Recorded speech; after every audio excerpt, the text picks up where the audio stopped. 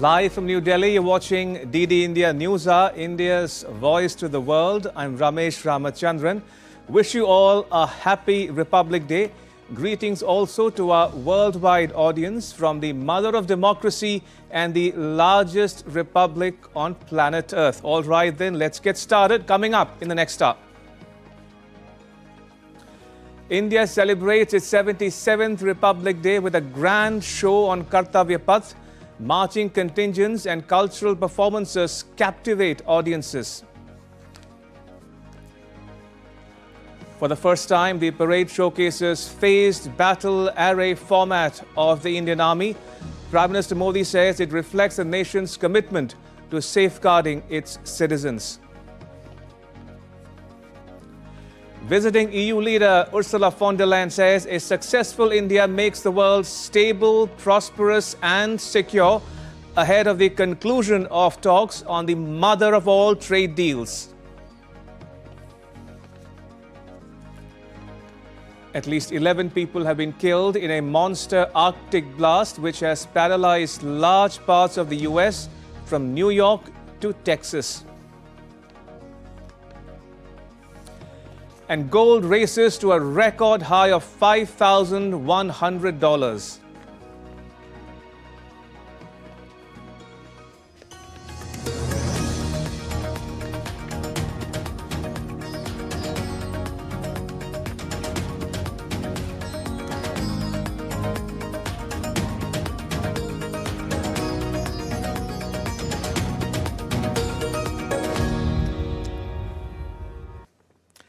As India marked its 77th Republic Day, the focus at Kartavya Path was firmly on the country's military strength and defense preparedness. This year's parade showcased India's defense capabilities, from traditional formations to cutting-edge indigenous weapons systems. The marching contingents, mechanized columns and aerial assets underline the scale and readiness of the Indian Armed Forces. The display also reflected a shift towards technology-driven, self-reliant defense.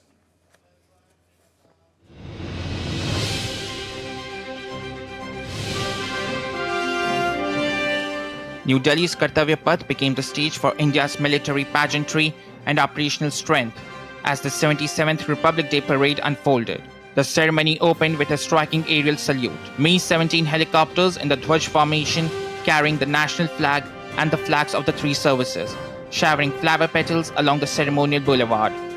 Led by Parade Commander Lieutenant General Bhavnish Kumar, the march past reflected precision, discipline and command, setting the tone for a parade that highlighted India's defense preparedness alongside its traditions. From the mounted 61st Cavalry, the world's only active horse cavalry, to armored columns, attack helicopters, missile systems including BrahMos, and the Surya Shastra Universal Launch System, the parade traced the evolution of India's battlefield capability. Indigenous platforms took center stage. Tanks, artillery guns, air defense systems, long-range rockets, and cruise missiles, alongside drones, loitering munitions, and unmanned ground vehicles.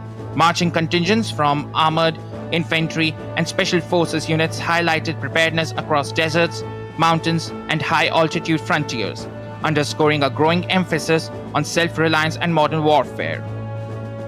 Beyond firepower, the parade honored courage, coordination, and jointness, with Gallantry Award winners, integrated participation by the Army, Navy, and Air Force, and the inclusion of animals and unmanned systems that support soldiers in extreme and hostile environments.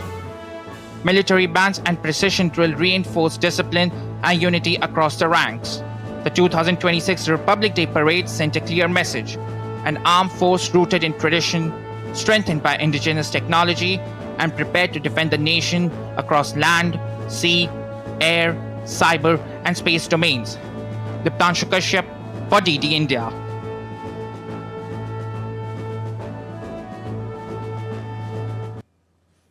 And at Kartavya Path, tableaux by various ministries and departments showcase the nation's rapid progress on the back of the growing self-reliance across sectors, steeped in its rich and vibrant cultural diversity.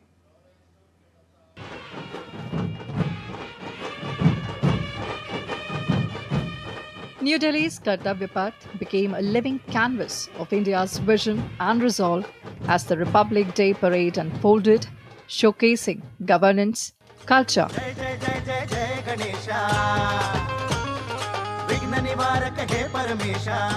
and national priorities through tableaux that reflect the country's journey from heritage to progress. The Ministry of Ayush tableau with the theme of Ayush Ka Tantra, Swasthya Ka Mantra highlights the National Ayush Mission's role in strengthening traditional systems of medicine and integrating them into public healthcare. Ministry of Skill Development and Entrepreneurship tableau, powered by Skills Building a Future-Ready India, presents India's transformation into a global skill hub through inclusive, future-ready workforce development. Ministry of Home Affairs tableau marks the enactment of the Bharatiya Nyaya Sanhita, Bharatiya Nagrik Suraksha Sanhita, and Bharatiya Sakshya Adhiniyam, which came into force on 1st July 2024, replacing colonial-era laws. Commemorating 25 years of the 2001 Bhuj earthquake, the Ministry of Home Affairs tableau highlights India's evolved disaster management framework. It reflects the shift towards preparedness and risk-informed planning under National Disaster Management Authority, supported by National Disaster Response Force.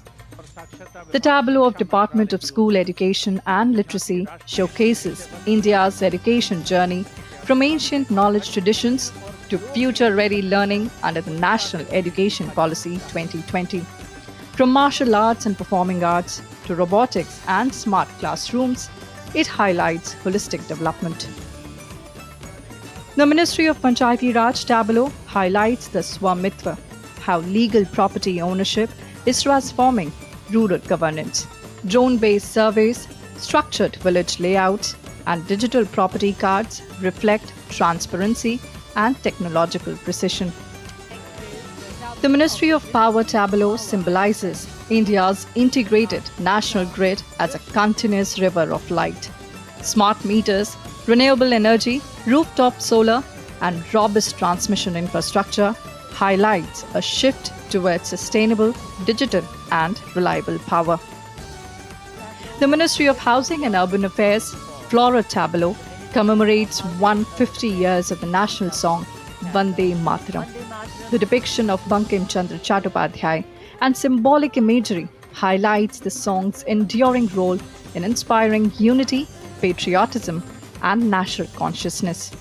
Ministry of Information and Broadcasting tableau, tracing India's storytelling journey, the tableau moves from oral traditions under Shruti to written heritage in Kriti and modern media in Drishti. The Ministry of Culture tableau presents Vande Mataram as a civilizational invocation that united India's freedom movement. From its composition in 1875 to its role in shaping national consciousness, the tableau celebrates culture plurality through folk traditions from across the country. Together, these tableaux reflect India's collective journey rooted in heritage, guided by reform, strengthened by resilience, and driven by inclusive growth, moving confidently towards a Viksit Bharat. Bureau Report, DT India.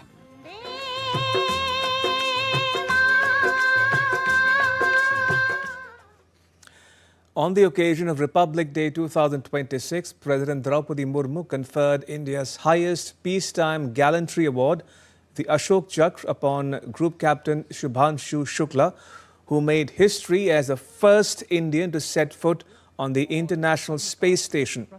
Group Captain Shukla has been honored for his exceptional courage and fearless resolve during the Axiom 4 mission. Group Captain Shubhanshu Shukla, वे अंतर्राष्ट्रीय अंतरिक्ष station पर अदम्य साहस, उत्कृष्ट शौर्य के लिए अशोक चक्र से सम्मानित किया जाता है. Group captain Shubhanshu Shukla.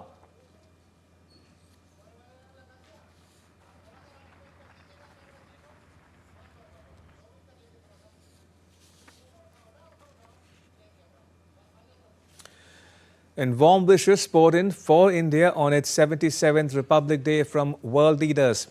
US President Donald Trump and France's President Emmanuel Macron shared personal greetings, recalling the ties and past celebrations.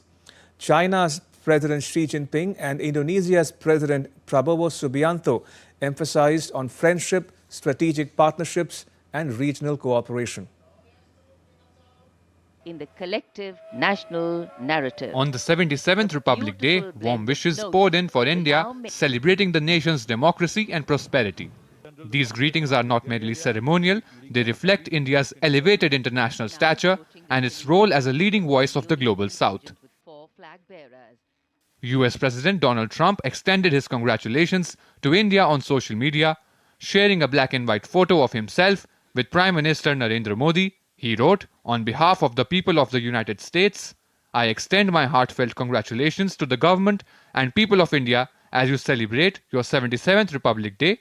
The United States and India share a historic bond as the world's oldest and largest democracies." French President Emmanuel Macron recalled fond memories of celebrating Republic Day with Prime Minister Modi in 2024, conveyed his best wishes to the people of India and expressed enthusiasm for future collaboration. Macron had been the chief guest at India's 75th Republic Day celebrations. Chinese President Xi Jinping also extended his greetings to India, emphasizing the importance of a good neighborly relationship. He said it is right for China and India to be partners that help each other succeed. Indonesian President Prabowo Subianto sent warm greetings to President Draupadi Murmu and Prime Minister Modi. He highlighted the deep historical ties and enduring friendship between India and Indonesia and described India as a key strategic partner in the region and beyond. These greetings from the world leaders reflect a diplomatic affirmation of India's strategic autonomy and proactive engagement in global affairs. Ravinder Chauhan's report for DD India.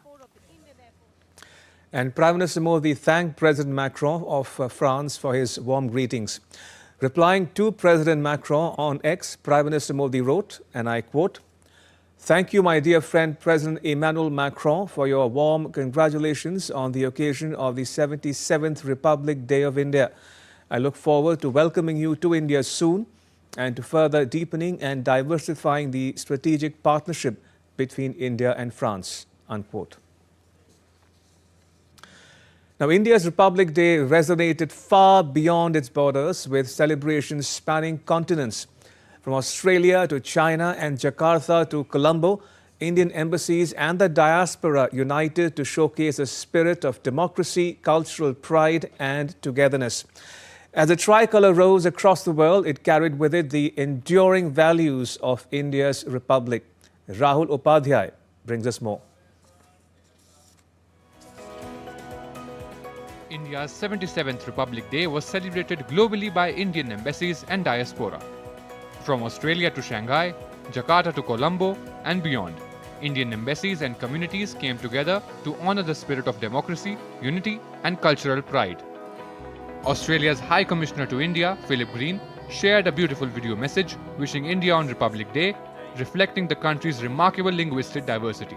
Members of the High Commission have conveyed their greetings in various Indian languages. This year's Republic Day, we reflect on India's linguistic diversity and send you Republic Day greetings in a range of Indian languages. Gantantra Divasti Shubhamnayan. The celebrations in Shanghai were marked with grandeur.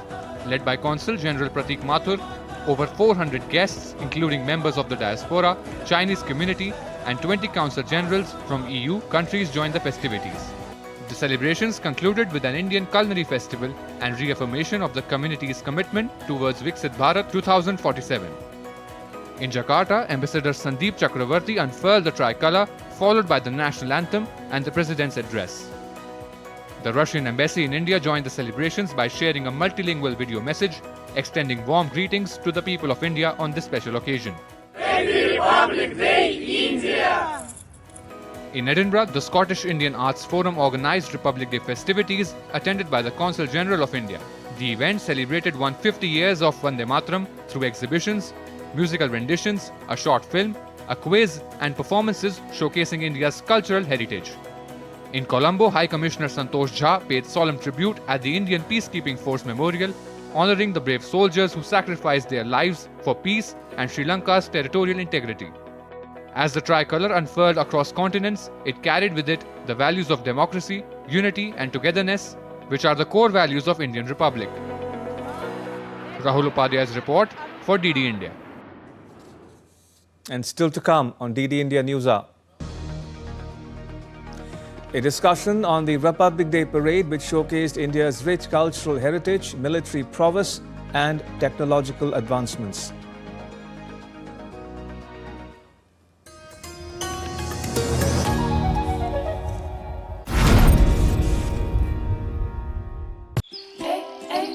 One of India's newest states.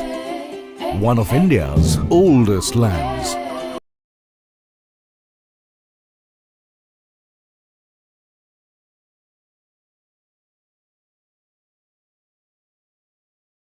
Jharkhand is a hidden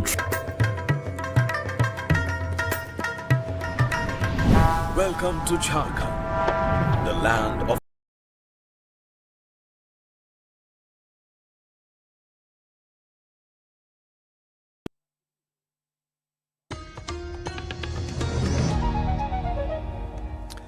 Welcome back. You're watching DD India News Hour. I'm Ramesh Ramachandran. India's 77th Republic Day was celebrated with enthusiasm by the Indian diplomatic missions abroad. In Jakarta, the Indian Embassy marked the occasion with a program attended by members of the Indian community and other guests. Chandni Vasandani reports. The Indian tricolour was unfurled in Jakarta as the Embassy of India observed the 77th Republic Day of the nation. The program began with the hoisting of the national flag, followed by the singing of the Indian national anthem, in the presence of the Ambassador of India to Indonesia, officials of the embassy, and members of the Indian diaspora. Addressing the gathering, the ambassador read out the President of India's Republic Day message, highlighting the values of the Constitution and India's democratic traditions. If India and Indonesia work together, we have similar challenges, we have similar ambitions. We believe in strategic autonomy. We are non-bloc countries. We should work together, and I think that understanding is across the two nations. In all political parties, everyone agrees with this understanding, and I think in the coming months and years we will see more of India-Indonesia.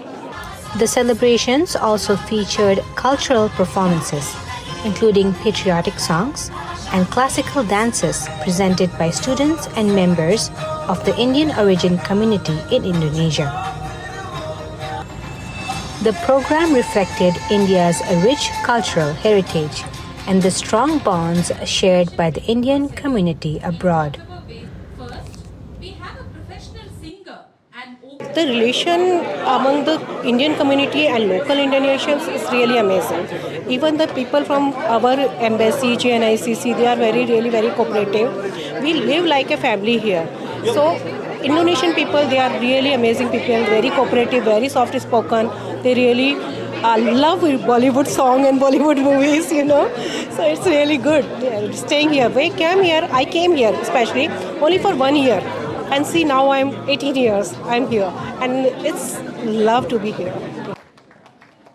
The Republic Day celebrations in Jakarta served as a reminder of India's enduring democratic values and the unifying spirit of its people across the world. From Jakarta, Indonesia, this is Chandni Vasandani for DD India. And after attending the Republic Day celebrations, European Commission President Ursula von der Leyen said that it is the honor of a lifetime to be the chief guest at the Republic Day celebrations. Von der Leyen said that a successful India makes the world more stable, prosperous and secure, and that we all benefit. Von der Leyen underscored the growing partnership between the EU and India. She noted the symbolic display of the flags of the EU military staff, and the EU's maritime missions at the parade, calling it a powerful symbol of their deepening security cooperation. The EU chief announced that the celebrations will culminate in the formal signing of a security and defense partnership between the EU and India on Tuesday, marking a significant step forward in bilateral relations. All right, joining us for more on the R-Day celebrations is Mr. Prafulla Ketkar. Mr. Ketkar is the editor of Organizer Weekly. Mr. Ketkar, welcome to DD India. Now, for the benefit of our worldwide audience watching this broadcast, the European Union is the chief guest at this year's Republic Day parade. It is only the second time in Indian history that a multilateral organization is a chief guest for Republic Day. The other organization was ASEAN in the year 2018. Now, what did you make of the choice of this year's special guests, and what do you think would have gone into deciding who to invite? Good evening, Ramesh, and very happy Republic Day to you and all the viewers. It is always a very, very, interesting choice, and whether we getting the French president earlier, or even at one point the American president, or this time the EU president and the entire multilateral forum. And tomorrow we are expecting big, agreements being signed between India and EU. So it clearly shows, one, the geostrategic scenario that is emerging across the globe, and two, the way India is engaging now with the in the multipolar world. The new emerging world, these smaller multilateral organizations, smaller in the sense, besides UN, the multilateral organizations, whether you consider ASEAN or BRICS or the EU, the regional, or even for that matter African Union, they play a very, very critical role, and they are the ones who are actually shaping the policy imperatives for the changing geostrategic dynamics, or for that matter even geoeconomics and geocultural dynamics. In that sense, I thought also when it comes to the democratic values, EU and India has a very long-standing relationship, and when we are celebrating our 77th Republic Day, in a way we are celebrating our constitutional values, constitutional, and there were people, even from Europe and in India, who were suspicious about whether India would be able to manage its own affairs democratically, accommodate all the diversities that apparently seem very, very opposite to each other, whether north, south, east, west, whatever way you want to see it, linguistically, culturally. But the way India has a glorious journey, and the way EU President herself recognized this, the way we have been an exemplary model of democracy for many newly independent countries in last 100 years or so, and very few of them could actually sustain as a constitutional democracy. Right. And we are one of those exceptions, despite so much of diversity, linguistic and cultural. We have managed, because what President of India yesterday said, we are mother of democracy. We have civilizational ethos, democratic ethos, because of which our constitution helped us in adapting ourselves to the modern framework of democracy with our civilizational values. Indeed. Mr. Ketkar, before I ask you about the parade itself, I want to highlight two messages. The European Commission President Ursula von der Leyen wrote a memorable line in her social media post. She wrote, and I quote, she says, "A successful India makes the world more stable, prosperous and secure." Number one. Number two, Prime Minister Modi quoted a verse from Sanskrit. It goes something like this: "A nation that is dependent or under subjugation cannot progress. Therefore, only by adopting freedom and unity as our guiding principles can the progress of the nation be ensured." What did you make of these two, some would say, memorable messages befitting the occasion? See, Ramesh, we are seeing, various kinds of uncertainties gathering the entire world. That the tariff war is going on, started by America. Then the new kind of bipolarity is emerging. United Nations entire system is crumbling down in a way and unable to provide very lasting solutions to the global challenges. The Ukraine war is not ending. Gaza peace processes started, but it is not getting, the desirable direction. And the non-state actors are playing havoc in many parts of West Asia. So in that sense, the message is very, very clear. Stable and secured India has always helped not just the region, but the entire world. That has been the India's civilizational ethos. Sarve bhavantu sukhinaha. Peace and prosperity for everyone, everybody. So Indian civilizational values have been like that. And I think EU Commission President has in a way recognized that.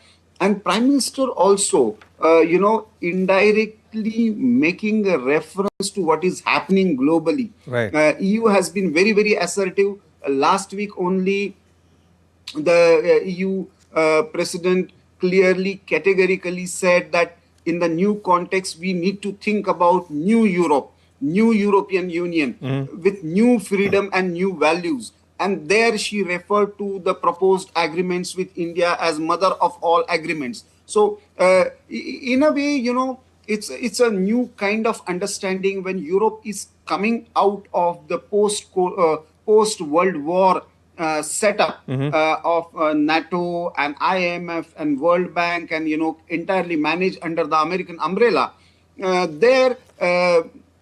Europe is recognizing India's role in the changing global scenario. And on the other hand, India is insisting the fact that if your sovereignty has to be protected, your freedom has to be protected, then you need to follow a path of multilateral, multi-level cooperations which are not dependent on one country. Right. So it's a mutually, subtle but very, very important messaging Absolutely. in the current global scenario. Indeed. And let's now talk a bit about the parade itself, Mr. Ketkar. To begin with, 150 years of Vande Mataram was a theme of the parade this year.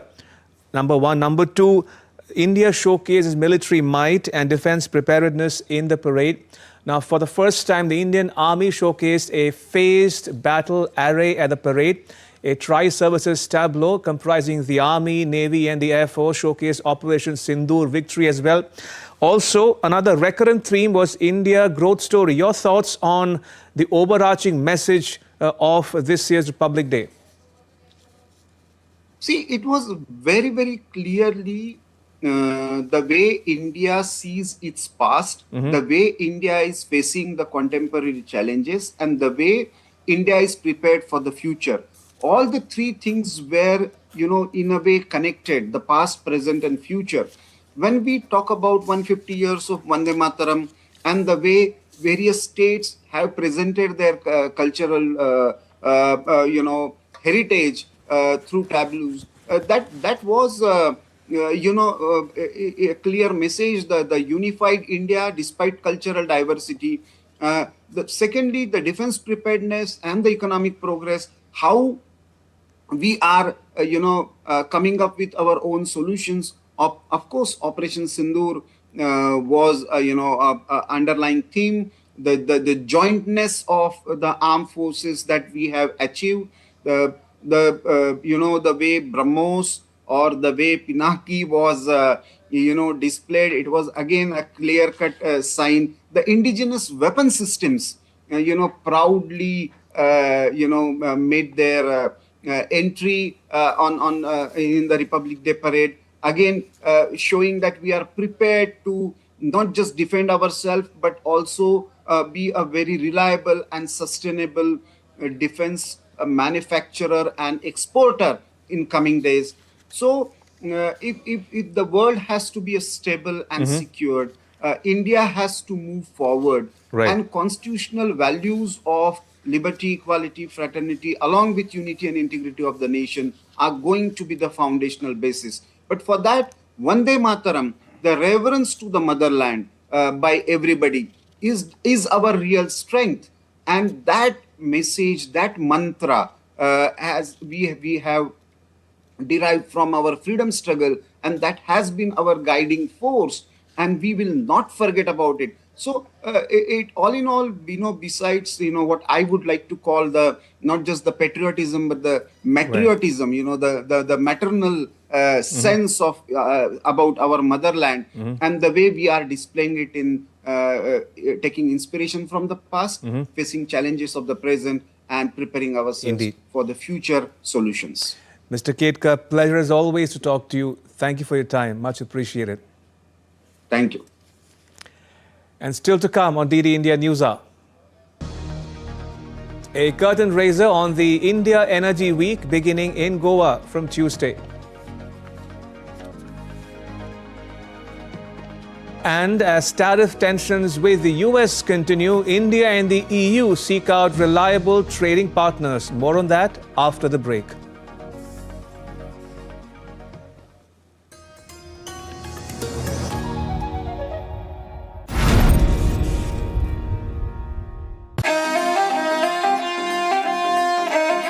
Always welcoming. The vibe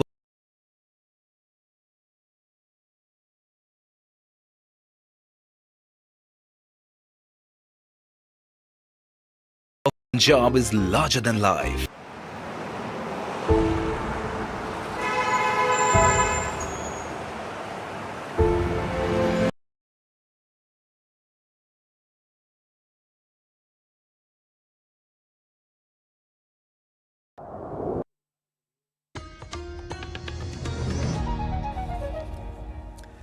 Welcome back. You're watching DD India News Hour. I'm Ramesh Ramachandran.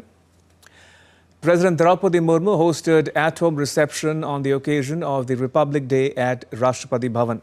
The chief guests at the Republic Day celebrations, European Council President Antonio Costa and European Commission President Ursula von der Leyen attended the reception.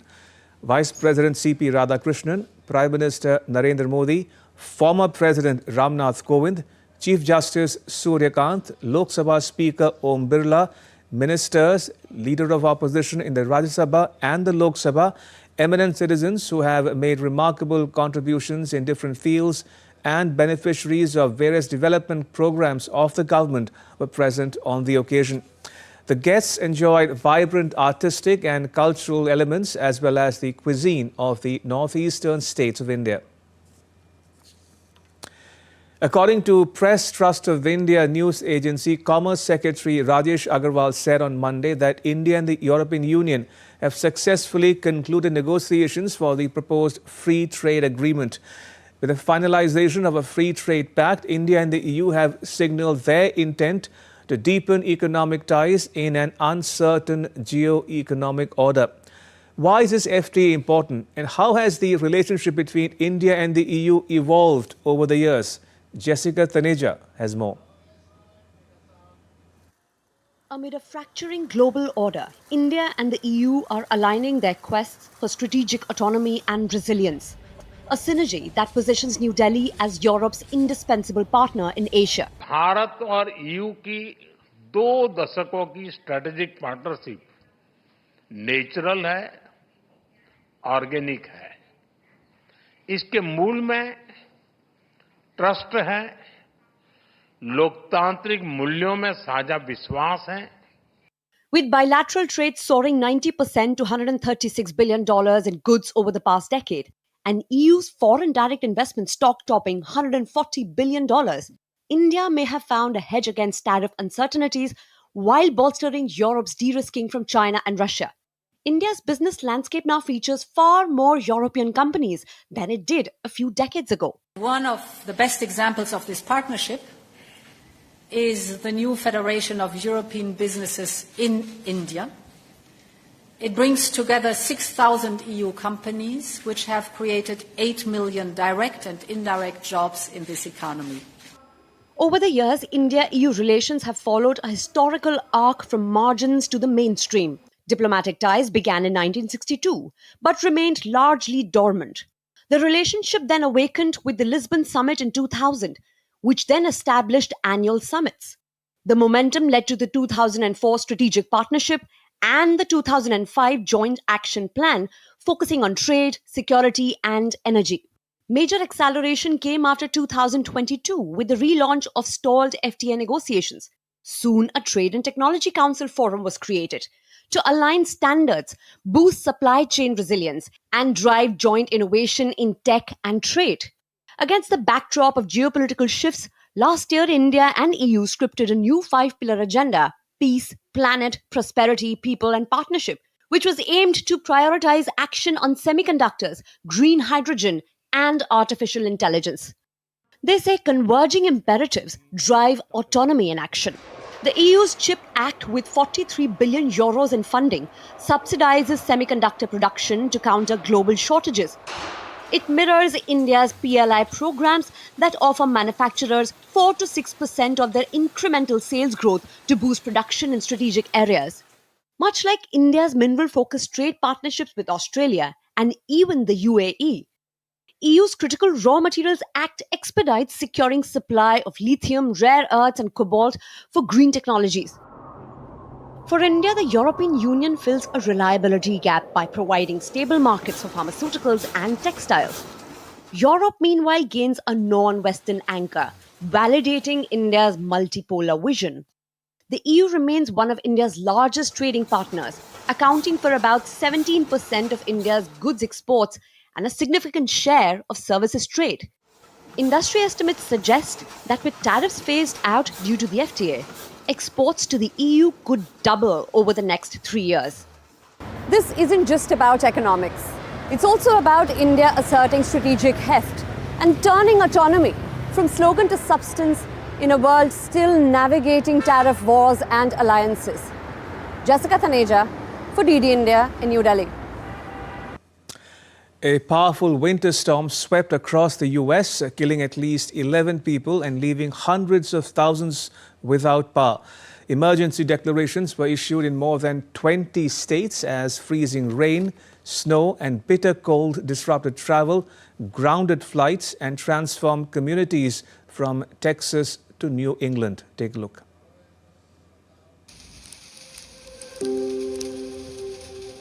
A monster storm swept across the United States, killing at least 11 people and leaving more than 820,000 without power. Heavy snow, sleet and freezing rain stretched from the south to the northeast, grounding nearly 19,000 flights since Saturday and prompting emergency declarations in at least 20 states. In airports, I fly a lot, so in airports, there's always delayed flights, or sometimes I don't get the flight that day, I have to fly the next day, so I'm always prepared, especially when it's a weather condition. I've flown in Chicago when it's snowed on. I'm not going to drive through it because I live in the South. I don't drive in the snow. So, but I'm prepared for it. I'm prepared to stay another night or do what I have to do to make sure I get to my destination. President Donald Trump called the storms historic and approved federal emergency disaster declarations in 12 states, including South Carolina, Virginia, Tennessee, Georgia, and Louisiana. Forecasters warned of bitterly cold temperatures and dangerously low wind chills from the southern plains to the northeast, posing prolonged hazards for travel and daily life. Communities mobilized to protect vulnerable residents, with volunteers offering rides to warming shelters and distributing food and water. Officials cautioned that prolonged exposure to the extreme cold could quickly lead to hypothermia or frostbite.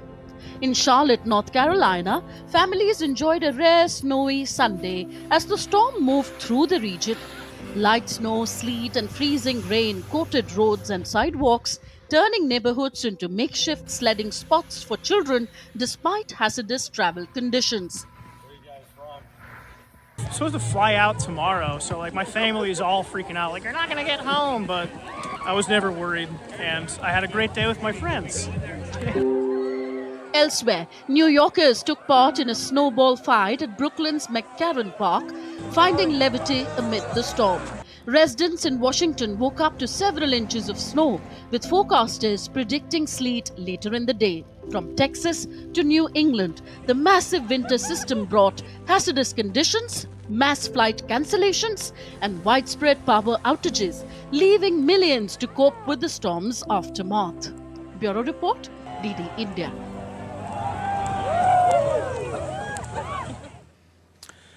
The EU has launched an investigation into US billionaire Elon Musk's Grok chatbot over concerns that it may be disseminating illegal content. The European Commission says the probe, initiated under the bloc's Digital Services Act, will examine whether Grok generated manipulated and sexualized images, including that of women and minors, in violation of EU tech rules. The move follows global regulatory alarm after the AI system reportedly produced thousands of such images, exposing Musk's XAI to the risk of hefty fines if breaches are confirmed. Today, the Commission is opening an investigation into Grok under the Digital Services Act because we believe that X may have breached the DSA. We have seen over the last weeks and months anti-Semitic content. We have seen non-consensual deepfakes of women, and we have seen child sexual abuse material. In Europe, no company will make money by violating our fundamental rights. In Bangladesh, Jatiyo Party chairperson Ghulam Mohammad Qadir has raised serious questions over the credibility of Bangladesh's ongoing election, saying that no poll held under a partisan government in the past had been free or fair. Qadir alleged that many of his party's candidates were unable to visit their constituencies. Some were contesting from jail and others were facing what he described as false cases. India Energy Week kicks off in Goa on 27th January. It'll bring together global energy leaders to focus on energy security, investments and decarbonization. Tapas Bhattacharya has more.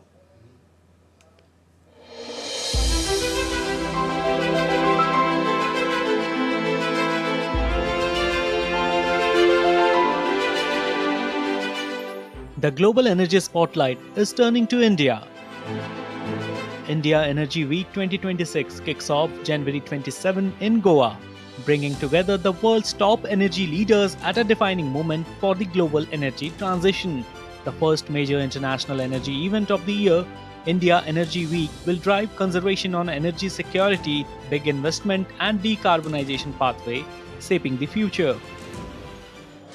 India Energy Week, this time at Goa, is the most important event for the country.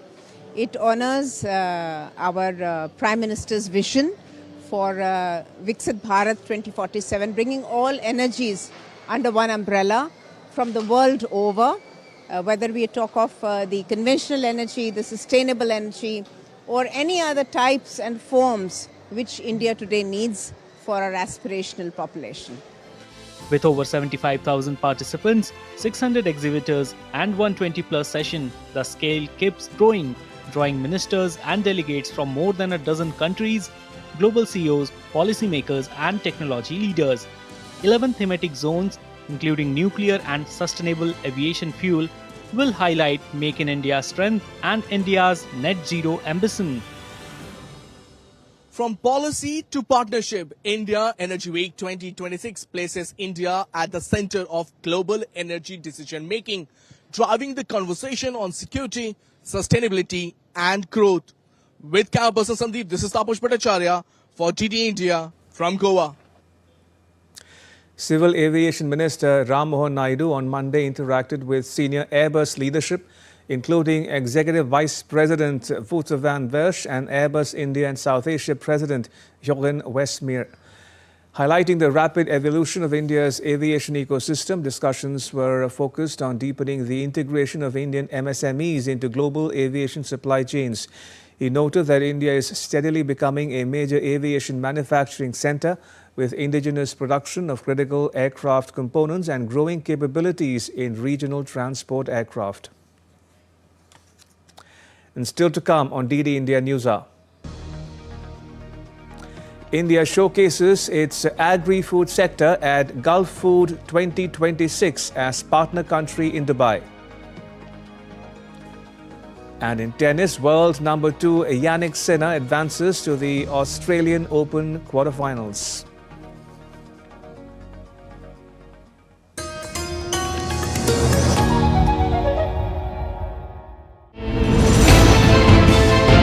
Geopolitics and trade deals.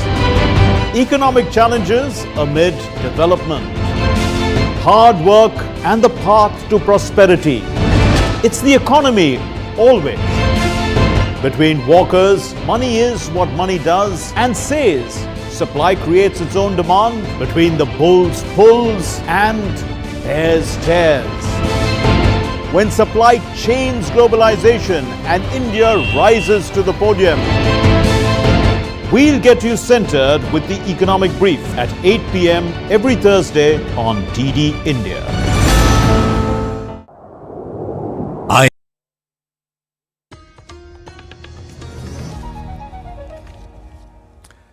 Welcome back. You're watching DD India News Hour. I'm Ramesh Ramachandran. India is participating as the partner country at Gulfood 2026 in Dubai, showcasing its agri-food strength as the world's largest food and beverage sourcing event. Led by Agricultural and Processed Food Products Export Development Authority, the Indian pavilion features 161 exhibitors from 25 states, displaying a wide range of processed foods, grains, pulses, and value-added products. The pavilion was inaugurated by Avinash Joshi in the presence of India's ambassador to the UAE, Deepak Mittal. India's participation highlights its growing global agri-food role and strengthened trade ties with the UAE under the India-UAE Comprehensive Economic Partnership Agreement. So I'm very happy to see the large-scale participation. At the same time, I have seen a lot of enthusiasm in the Indian companies. And there are a lot of companies which has come for the first time to participate in the Gulfood. And overall, from India, 600 companies participated, covering all the areas, starting from basmati rice, non-basmati rice, spices, cereals, ready-to-eat, sweets, savories, everything. UAE is our largest market for our goods and also the gateway to the Gulf region. And we are confident with this engagement as partner country, we would be able to penetrate the market even further. We have a share of around 11% in the UAE market. We'll also around the 12% share in the overall Gulf region in terms of the agricultural exports. But there is still a lot of scope for further increase the exports. And with this effort, we are definitely moving forward basically. IT Minister Ashwini Vaishnav hosted the achievers who got special mentions in different editions of Prime Minister Modi's monthly radio broadcast, Mann Ki Baat. The minister met with the special invitees who thanked Prime Minister Modi for giving them much needed national recognition. Mann Ki Baat, a monthly radio program where Prime Minister Narendra Modi shares his thoughts with the people of the country, has played a pivotal role in acknowledging the talent and the achievements of common citizens of the country, even from remote areas. On the occasion of 77th Republic Day, a special invitation was extended to the citizens of the country who've been acknowledged by Prime Minister Narendra Modi at different editions of Mann Ki Baat. After attending the 77th Republic Day celebrations, the special invitees were hosted by Union Minister Ashwini Vaishnav and Minister of State Dr. L. Murugan at New Delhi's Akashvani Bhavan. Our Prime Minister Shri Narendra Modi ji has been expressing such good works through the Mann Ki Baat program, and that brings out the good work being done within the society by every section of the society. That's a very great tradition, and today we are all collected here to interact with the people who have been portrayed in the Mann Ki Baat program. Speaking on the occasion, Dr. L. Murugan, Minister of State for Information and Broadcasting, said that when Prime Minister himself acknowledges the achievers, it becomes a huge moment for the country. Our Honorable Prime Minister Shri Narendra Modi ji started this Mann Ki Baat, and every month our honorable respected Prime Minister is interacting with the citizens of the country, those who involving or those who achieve them particular fields. The special invitees came to attend the event from all across the country, from sports athletes to women entrepreneurs and specially able citizens. All of them thanked Prime Minister Narendra Modi and the Government of India for acknowledging them on the monthly radio program and giving wings to their dreams. They also thanked Union Minister Ashwini Vaishnaw for meeting them and hearing their stories one-on-one. When Prime Minister Narendra Modi said my name in Mann Ki Baat, I felt amazing. I am very surprised and I am so happy because so far I contributed for my country 32 world medals. But the right appreciation from Honorable Prime Minister, I am so happy. Today I met two union ministers, Ministry of Information and Broadcasting and Mr. L. Murugan, Dr. Murugan sir.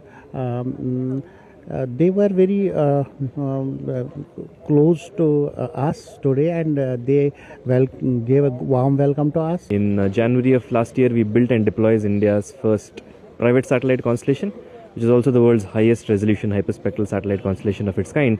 And when the Prime Minister mentioned us a few days later in Mann Ki Baat, we were with the team looking after how the satellites are performing in orbit.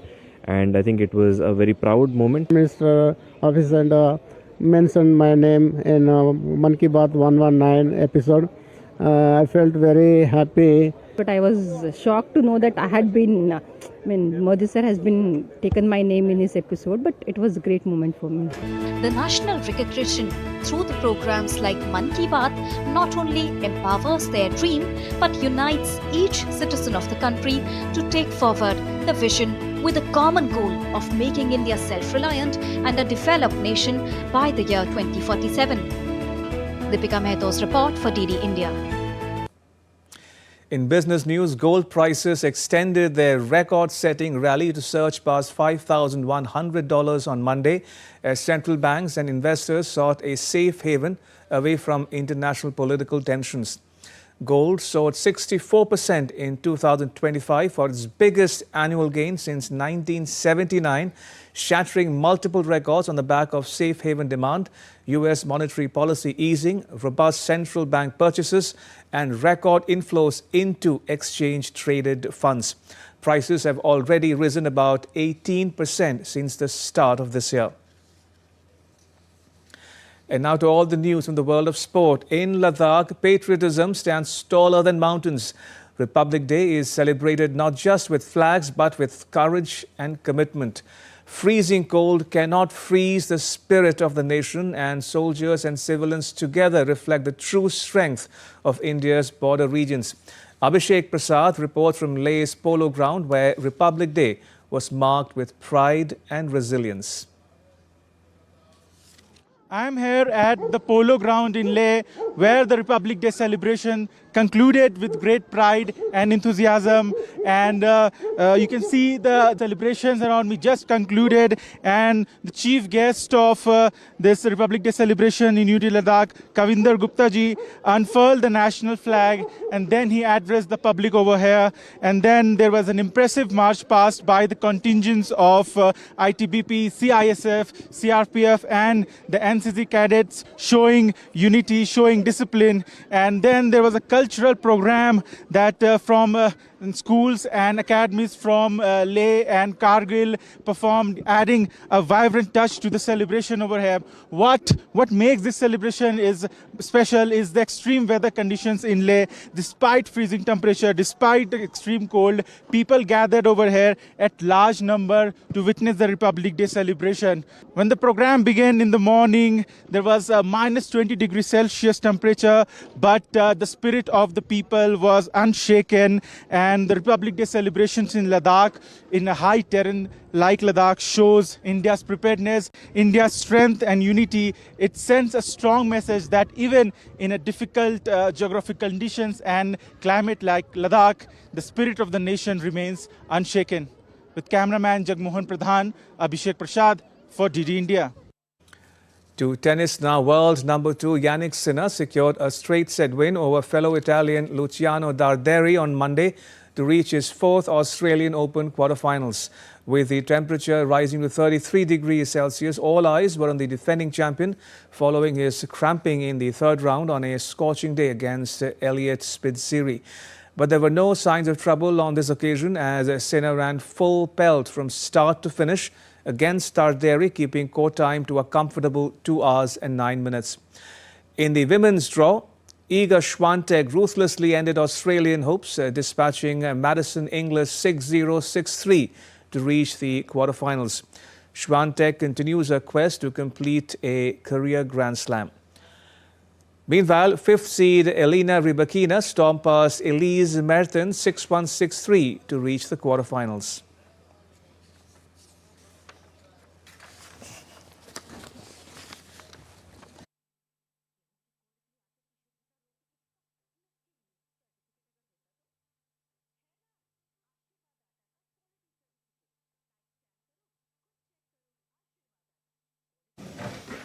And with that, it's a wrap on this edition of DD India News Hour.